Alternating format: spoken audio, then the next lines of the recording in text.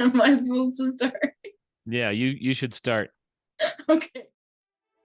Welcome to the College of Valor, where we empower truth seekers with the art of reason. Hope is the motivation, truth is the goal. Everyday valor is the practice, better living is the result. Hello, everyone. Welcome back to the College of Valor. My name is Lydia Linville, and I am here with my dad, Kurt Linville. Dad, how are you doing today? Oh, I'm good. This is going to be a crazy conversation today. I think we're going to open Pandora's box. Oh boy. Well, that's our forte. That's what we're here for. Yeah, I have a little bit of trepidation, to be honest. So what is Yeah. today's subject, Lydia? Sorry, Dad. It was my idea. So today we are going to be talking about relationships, and specifically, we're going to be talking about romantic relationships and dating and love and foundations of relationships and a bunch of Sex different things. and Oh, yeah, sex. sex. We're going to be talking about sex. It's A going to lot be, about sex, probably. yeah. Um, it, this is the sort of conversation that we could have for 10 or 20 episodes. And we've been saying that for almost every episode that we've done thus Mhm. far, because we're kind of doing overviews and we're planning to do deep dives, more in the future. Um, Lydia, will you share with all the viewers why we feel like our podcast needs to be couched in love? We believe that love is the foundation for everything, and it's so crucial to be able to envelop everything that we're trying to communicate here under the umbrella of love. We're trying to love on our listeners. We're trying to offer them some words of encouragement, maybe some food for thought, but it's it's so important to be able to love because that's what brings about real change. I agree, Lyd. And one of the reasons why it's especially important in today's topic that what we share is shared in love, but what people hear, we hope can be heard in love. And that's kind of a weird way to think about it. But if you love someone, then you're more willing to listen and consider, and maybe Mm, not immediately jump to a rebuttal or a confrontation. And again, we're not here to tell you what to believe. We want to give you food for thought, and we want to help provide you with tools so that you can sort out how to think about things, how to reason, and put together your own system, your own belief system that is really going to change the outcome of your life. So that has to be done in love, and we hope that this whole conversation can be couched in that kind of love, that caring, listening, sincerity, consideration. This is not a debate, right? We just want to talk about some things, and hopefully you'll find it helpful. Um, Dating, relationships, love, sex, these are super important when you're thinking about building a life, about what your life is going to look like, what it's like right now, what it's going to be like 10 years from now. Um, I actually don't think that there's much more critical than this conversation. And we've talked a bit about building careers and choosing, jobs and friendships and a bunch of things like that in past episodes. This one gets personal, and it's probably more important even than all of those other topics. So, just kind of a preview. We want to kind of set up a foundation that you can use to think about how important this is and how meaningful it's going to be in your own life. We want to talk about why humans seek out relationships in the first place. We want to talk a little bit about the history of the cultural norms, and something that I want to just make really abundantly clear. I don't want this to really be a discussion about the old ways versus the new ways, or my generation versus your generation, Lydia. Rather, it's more a discussion of, yeah, times have changed. Things are changing. They continue to change. And that this is the historical norm. It's not like something new is going on here. We're just kind of going in circles. And right now, we could call this the neo-Roman circle if you want to, because Right. relationships and dating and sexual morals are very similar right now to what they were in Rome, actually, before the Middle Ages started up. And so history repeats itself. And really, what we're most interested in, though, is on a personal level, for each of us, myself included, how can we view these very delicate and very important subjects in a way that'll give us a richer, fuller, more rewarding life, right? Mm, yeah, absolutely. So, starting in on that, um, I know that you mentioned something called ad hominem. What the heck is that? Okay. Well, first of all, I always say it incorrectly. So you guys can laugh at me when I mix it up. It's ad hominem, and I always say ad hominin. So it's an M on the end. It's Latin, which Cinnamon. means, yeah, it's Latin and it means to man, literally, but that's not what it means in our modern day. It ad hominem means to attack the human, toward the human. And it is actually a lousy debating tactic. And let me give an example. I think it's the easiest way to understand it is, in general, someone says something you disagree with, and rather than engaging them in the topic of the conversation, you just attack the person and their personal character so that you don't have to actually talk about the topic. And one example might be, I mean, this is a really volatile one. Someone says something about abortion that you disagree with, and then the response becomes, well, you're just an idiot, ignorant person who doesn't understand human nature, and you're stupid. I don't want to talk to you about this because you're not even moral. So that's an example of an ad hominem argument. Rather than talking about something that's very important, people attack the individual. And so the problem is that I'm seeing this in the media a lot, especially in social media. But people, Yeah. instead of engaging in a conversation about something that's worth talking about, worth evaluating and learning from each other, they just attack each other. Yeah, I would challenge anyone to try to find an argument that is not ad hominem on social media. Yeah, it's tough. Right. And regretfully, even the people at the highest levels of our society stoop to this horrible low. We see it with every presidential election. Mm-hmm. Character assassination, Right. character attacks, rather than talking about the issues. And that's sad, because what it's actually saying is that the people that run these elections believe that that's a very effective way to sway votes. Mm. And matter of fact, I'm going to go one more step further, because this is very important to understand. I heard about a study, an amazing study done by an organization that kind of studies human nature and the results of search engines. And what they illustrated, which was so fascinating, is that if someone searches, say, for a political candidate, they can control what the person clicks on by just simply revealing positive versus negative hits for the candidate or the other candidate. And Right. in so doing, what happens is people tend to click the negatives, which is sad. But you could say, what does candidate X believe on this? And what you see is candidate Y was stupid by saying this other. And so people click on candidate Y and they get programmed that candidate Y is stupid.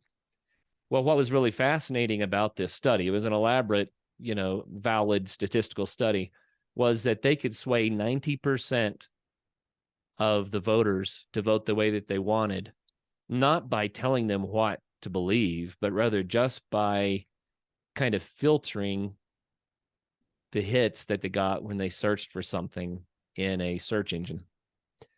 And that's pretty disturbing because that means literally Bing, Google, Yahoo, you name them, they can control who gets elected. So how do we keep from being vulnerable to this manipulation? I think we have to be wise.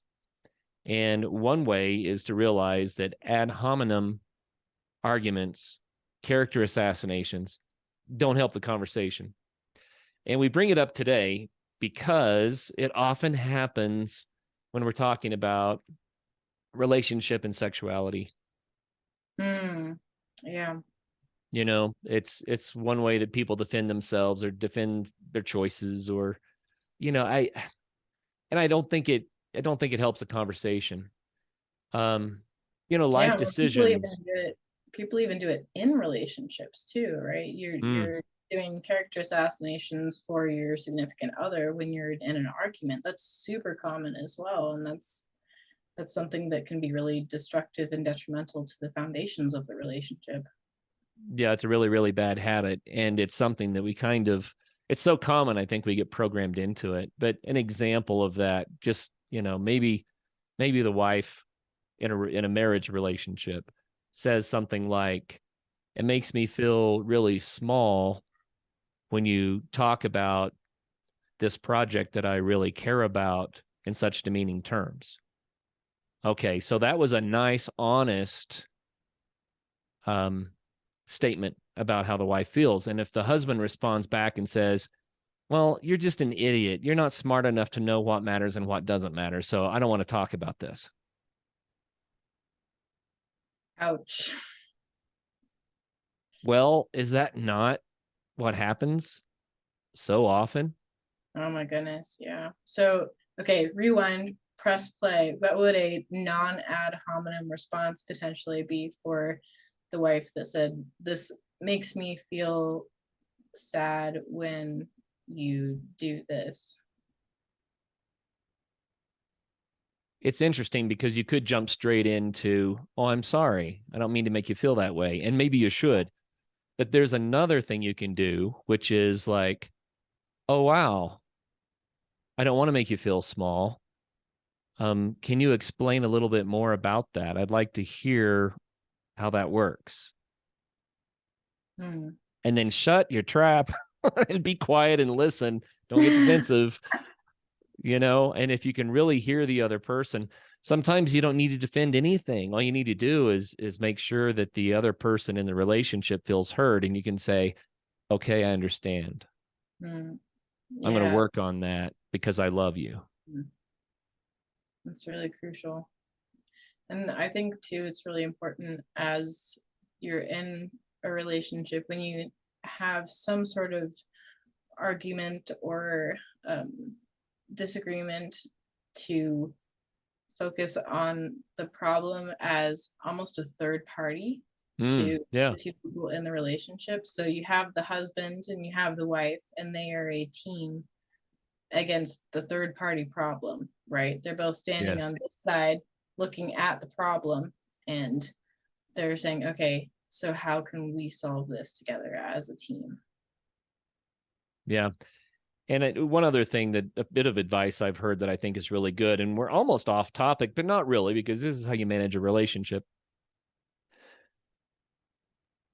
I've heard that if you start to feel heated and angry, what makes a lot of sense is to say, okay, let's take a break for 5 minutes. And I'm going to go over here and sit down. I'm going to think about what you told me.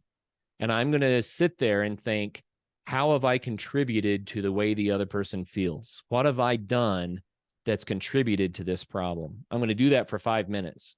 And then let's come back together and see what happens. Hmm. So And how does that help? yeah, it takes a lot of maturity, because in the heat of the moment, we just sometimes start slinging crap at each other. Right. Um, but it makes much more sense to try to be thoughtful. And it can be very challenging because, oh man, when the emotions get involved, it's so tough. But why don't we, now that we've explained how these conflicts can be better resolved and how not to use ad hominem arguments, right? why don't we jump into our topic and get into some of the things about dating, love, sexuality, relationships, and hopefully, if this becomes a challenging conversation for you, then, I'll say in advance, I'm sorry if I get under your skin. I don't mean to, but taking into consideration, and you can tell us in the comments too if you think we're off track. But we want to have a conversation about these things because they're so important. No I ad just hominem allowed, guys. It's not yeah. constructive. Okay. Well, I think I'm gonna read a little paragraph that I wrote here, Lydia, to kick this off, and then maybe we can discuss it and dive on into this. But I want everyone to think of this for a moment. You are the steward of your own life. Mm, And we want to provide information that might be helpful, but it's up to you to formulate, own, and implement your own goals and values and ethics. So our modern society tries to polarize issues these days. And everything is right versus wrong, left versus right, good versus bad, moral versus immoral, conservative versus liberal, progressive, blah, blah, blah. And regretfully, this is an oversimplification of life, and I think it causes huge harm. Life is not black and white. It's not that simple. There's a plethora of colors, shades, nuances of understanding out there. And that doesn't mean that everything is beneficial or even healthy. It means that instead, there's a lot to consider. Come up with a belief system that's beneficial for yourself and that's life giving, like we talk about so much, instead of draining and debilitating. So, building a life is a huge responsibility, but it can be a lot of fun too. And that's what we're talking about today. So, why do humans seek out relationships? What do you think, Lyd? What are some of the fundamental things that push us toward relationships? Well, I think that every human has a longing in their heart and their spirit to have connection with somebody else. One of the core things that every human has is the want to be understood. And in fact, I think it's a need to be understood to in a lot of aspects. And that can be found in a, an incredibly solid romantic relationship. You can find a lot of community, a lot of really positive things in a relationship, and you can do that by giving 100% to the other person. It's two whole people coming together and trying to serve one another as much as they possibly can. And the side effect of that is that you experience so much growth and so much love. You feel so loved and you're giving so much love. It's like a, a glass is just filling over constantly because you're pouring into one another. And I think that's a lot of the reason why. It's just that people have that longing for relationship. But I also just think that people are, we're community creatures. We love being around one another, and we actually gain energy off of one another. And there have been a lot of scientific studies that even say that our cells, there's a cell to cell interaction whenever we're in close proximity to people,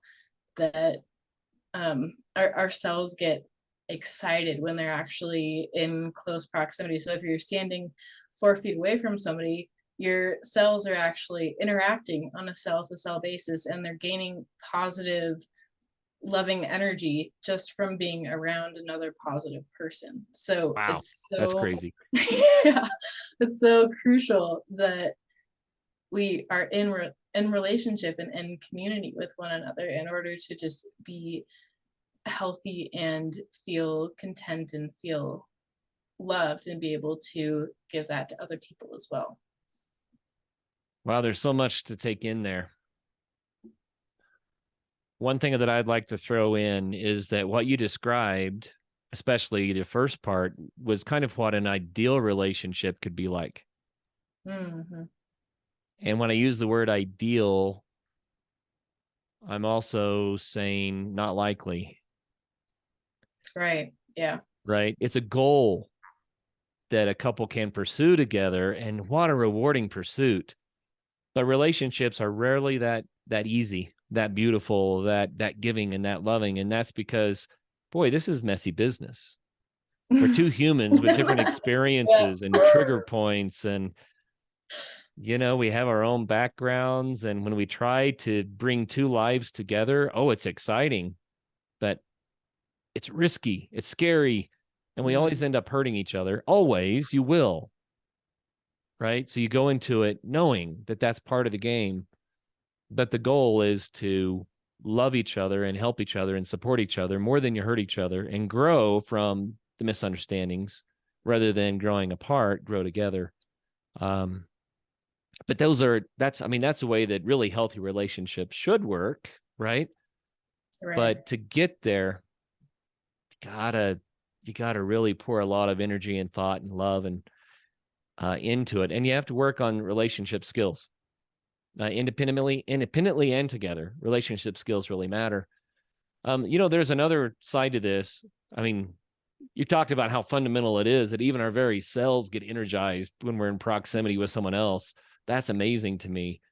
But part of that says that humans are tribal by nature. And I think tribalism is often good, but it has a lot of negative consequences if it's left kind of unchecked. But what I mean by tribal is you feel like, okay, there's the us and there's the them. And it's a Oh, basic yeah. survival mechanism because you have people that you can trust that you know something about, and then the unknown people that you may not be able to trust, but there's strength in numbers. And if you stick to your tribe, then maybe the unknown people won't be as threatening or damaging if they attacked, or it's an ancient archetypical theme that humans are all part of. And what's funny about that tribalism is that it makes it really hard to break into a friend group. Even if you're a great person and they're great people, they may not remember to invite you to things or include you in the conversation because their tribe is already formed and you're an outsider. And that Right. that feels really bad, but understanding that that's the way that humans work, it can actually help you not to be as hurt when you feel like you're rejected by a group, because you can go, oh, I'm not a member of the tribe yet. It'll happen. I can get there, you know? And understand that that's human nature, and people don't mean to do it most of the time. When people do mean to do it, they're being really hurtful, and probably they're not the kind of friends you need to have anyway. So maybe you want to move Right. on. But tribalism also influences us when it comes to things like ideologies, belief systems in society that have become so volatile. It's crazy. And when we're talking about these liberal versus conservative, right versus wrong, good versus bad, type approaches to things, then tribalism feeds that. It's much better to think of the human tribe and think about how much we can learn and grow and experience by being open to hearing another perspective. Mm. No, I And love so, but we are tribal, and that means we seek relationships that we can trust because it makes us feel safer, which is basic psychology. And I'm not sure that we should rely on relationships to fix us in any way, but they certainly add to life. But also, I think you mentioned humans are family focused. that. Yeah. And there's a reason for that. It's almost biological. Again, we're talking about archetypical survival mechanisms, right? But think for a moment about the biology, just the strict biology of relationships. So if you cut and dried, it boils down to reproduction and child rearing. Mm-hmm. That's an oversimplification for humanity, but boy, those priorities are hardwired into our biology. Once Right. again, it's reproduction and child rearing. And Yeah, there's a reason that the human race has gone on this long. that's why we exist, right? That's why you and I are here.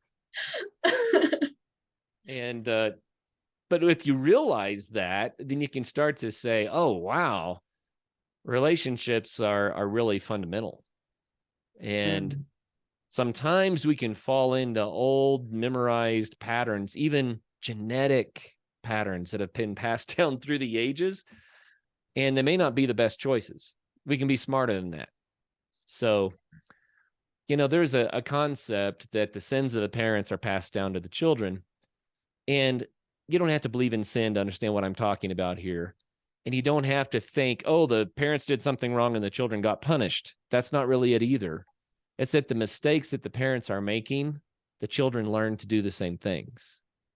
Yeah. Oh my gosh, it's so crazy. I actually studied that in genetics. I'm not gonna get super sciencey on you guys. Don't worry. This is gonna be very, very general information.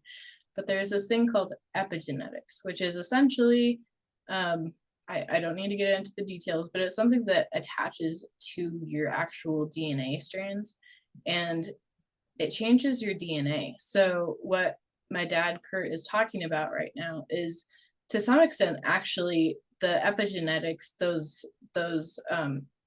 molecules that are attaching to your DNA and actually changing the behavior of the DNA. So when a parent is, has a really strong circumstance happen to them, whether it's positive or negative, that trait actually genetically gets passed on to the children. But you can actually remove that as well. So if there's um, a, a family history of alcoholism, for instance, that's an epigenetic trait. And even though there's a genetic component where you can inherit that from your parents and your grandparents and your great grandparents, you can actually stop that trend. You can remove the molecule that attached to your DNA, and you can get rid of that, and you can actually stop that trait from being passed down to your kids. So again, it's pretty basic human biology that we're talking about here. Isn't that crazy? Because we can see it psychologically. If you have violent parents, you're going to most likely tend toward violence unless you're very mature and overcome it. But what you're talking about is even on the genetic level that we can just this is almost, it's a mechanism that's in place to allow instinct to Mhm. develop, right? So if let's say a dog has puppies and she does a really good job of taking care of them, and that becomes her epigenetic trait that passes on to her puppies. What she learned about taking care of puppies becomes an instinct for them as well. But as Right. humans, we're smarter than instincts, right? They tug at us, but we can reason beyond the instincts and act out of love and reason. But that's fascinating. Epigenetics. Wow. Um, but let's go back to this whole biology idea. The need to continue the human race is really deeply anchored in our psyche, in our epigenetics, in our anatomy, in our DNA, in our emotions. It's really a fundamental part of what makes humans human. And so I don't think we can easily discount it. It's hard to be a lone wolf and say, I don't need anybody. They say no man is an island, no woman is an Right. island, right? Yeah. I don't know. I think that relationships are so fundamental that, if you're in a stage of life where relationship avoidance is your practice, then that's probably something to work on. You know, Right. that's Yeah. something to work on. That's part of the wounded inner child that we were talking about in previous episodes. Yep. But it's not just about procreation, like you said. And you did a really good job of illustrating, Lydia, what companionship can be like. And life is more fun when it can be shared. Right. I really Good believe buddy. that. But I wanted to talk about love. And in a previous episode or two, we talked about that there are different words for love in different languages. And there are three that are really dominant, I think, a really good basis, a good model to work from. And we call those things, I call them friendship love, erotic love, and divine love. Mm-hmm. And friendship love could be brotherly love, sisterly love, right? Right. Erotic love, well, that's your reproductive love right there. That's that physical yearning to be close to somebody, right? Right. What turns you on, lights your light bulb. And then there's divine love, and divine love is the love that loves somebody in spite of the circumstances.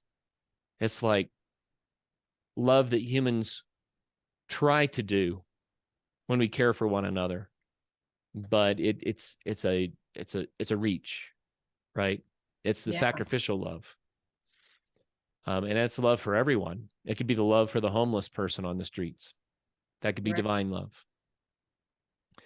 But these three types of love are simultaneously in tension with each other, as well as reinforcing each other. So sometimes it's really hard when you're in a relationship to know which type of love it is that's expressing itself when you're feeling something. And it can be very confusing.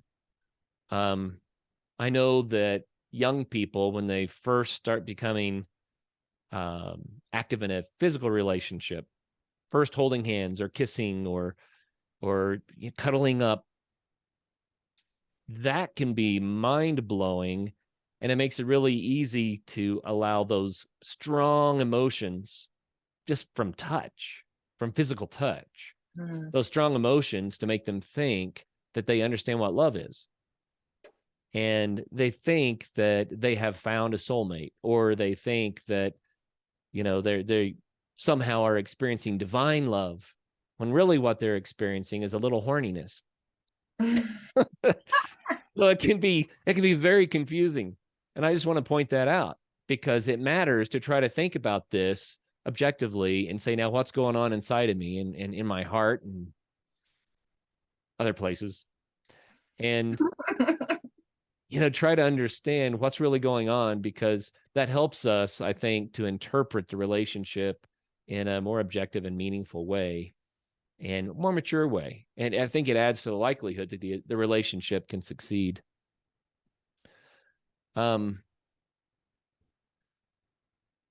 There's one point that I really wanted to make sure that we covered today. And this happens so much when young people date, or when they want to date someone, they have a crush on someone, let's say. Mm. We don't really know in the beginning what love's all about. It can be very confusing, like I already illustrated. And so we fall in love with someone. But often we're not really falling in love with the other person. We're falling in love with the idea of a relationship with the other person. And we've idealized that other person into someone who that person's not even. So, see if I can say it a little bit more directly. We fall in love with the idea of somebody instead of falling in love with the real person. Right. And so, young people fantasize as children about growing up and getting married and having a family. And won't that be fun? You have 10 weddings and blah, blah, blah. Children do this. And as you get older, it becomes even more powerful. We fantasize about how wonderful it's going to be and how we're going to be so much better at it than our parents are. And then you meet somebody and you say, this is it. This is what I've been looking for. But you have to remember, you've got a decade maybe of made up ideas about what this is that you're trying to pin on another person who really doesn't know what he or she is doing either. So, Right.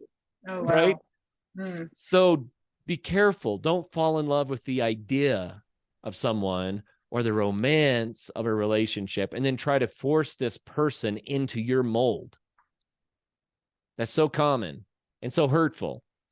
And then people get mad. How come you're not behaving the way I want you to? It sounds selfish to say that, but that's really kind of where we are on the inside a lot of the time. Right. Yeah. And it also causes us to get stuck in relationships that we should have gotten out of a lot sooner. So rather than falling in love with the idea of somebody, try to really get to know the true person. And if you fall in love with who you see that person really is, not your expectations and dreams, but how that person is really behaving, then you've got something. So you got to make that discernment and that difference. And boy, we can all be guilty of that. It doesn't matter how old you are. I think with more experience in relationships, maybe it gets a little bit easier. But wow, it's so important. Let the Yeah, person be who they are and see if you fall in love with that. Really matters. right. So going off of that, I have a really loaded question for you. Oh, uh-oh. Is there such a thing as the one? Oh my. Hey guys, thank you so much for tuning into Relationships Part 1. We have a Part 2 coming out soon so we can continue our discussion on relationships. Thank you so much for being a part of College of Valor. We love you guys. See you soon.